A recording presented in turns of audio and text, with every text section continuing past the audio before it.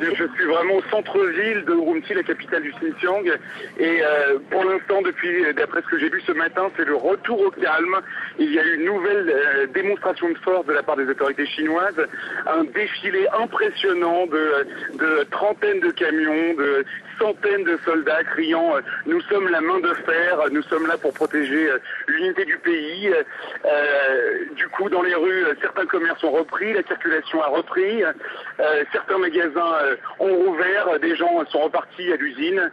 Mais attention, pas tout n'est revenu à la normale. Beaucoup de petites échoppes, beaucoup de marchés sont encore fermés. Les Ouïghours que j'ai pu croiser m'ont dit qu'ils avaient encore peur et qu'ils n'osaient pas encore trop sortir.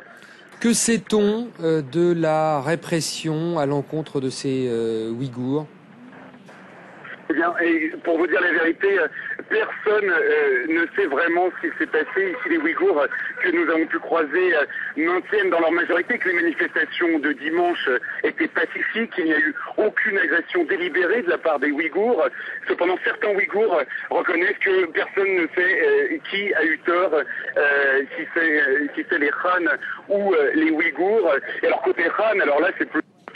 On est très énervé. Hier, j'ai pris un taxi, hier mercredi soir, le chauffeur m'a montré tout de suite son couteau. Il était plein de haine ethnique et il trouvait au contraire que la répression n'était pas assez forte et que les soldats de l'armée chinoise arrivaient trop tard.